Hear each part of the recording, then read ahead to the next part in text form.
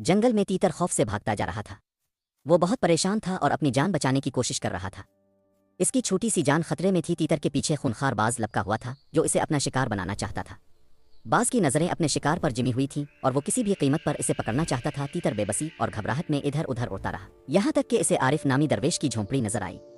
وہ فوراً اس کی طرف دوڑا تاکہ پناہ لے سکے۔ تیتر درویش کے قدموں میں گر پڑا اور روتے ہوئے بولا، بابا جی، مجھے بچا لیجیے، باز میرا پیچھا کر رہا ہے، مجھے مار ڈالے گا۔ عارف نے پیار سے اسے اٹھایا اور اپنے پاس چھپا لیا۔ کچھ ہی دیر بعد باز بھی وہاں پہنچ گیا۔ اس نے درویش کو غصے سے دیکھا اور بولا، درویش، میرا شکار کہاں ہے؟ وہ تیتر جسے میں پکڑنے والا تھا۔ درویش نے گہری سوچ میں ڈوب کر کہا، اے باز، یہ میرے پاس پناہ لینے آیا ہے، میں اسے تیرے حوالے نہیں کر سکتا، لیکن اگر تاف چاہے تو میں تیرے بدلے اپنے جسم کا ایک ٹکڑا کاٹ کر دے سکتا ہوں۔ باز راگ گیا، پھر سرد لہجے میں بولا، اگر تم واقعی اسے بچانا چاہتے ہو تو ٹھیک ہے، لیکن صرف ایک بار نہیں، روزانہ 10 دن تک مجھے گوشت دو، ورنہ میں تیتر کو لے جاؤں گا۔ یوں ہر روز عارف اپنی ٹانگ سے گوشت کا ایک ٹکڑا کاٹ کر باز کے سامنے رکھتا اور باز اسے کھا کر چلا جاتا۔ درویش کا جسم دن بدن کمزور ہوتا گیا، لیکن اس کے وعدے میں کمی نہ آئی۔ ایک شکاری ادھر سے گزرا، اس نے دیکھا کہ ایک نیک صورت درویش خود کو زخمی کر رہا ہے۔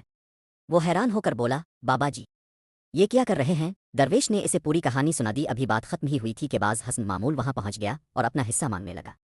اسے کوئی خوف نہیں تھا کیونکہ وہ درویش کی نیکی سے فائدہ اٹھا رہا تھا۔ شکاری نے یہ منظر دیکھا تو اس کی برداشت جواب دے گئی۔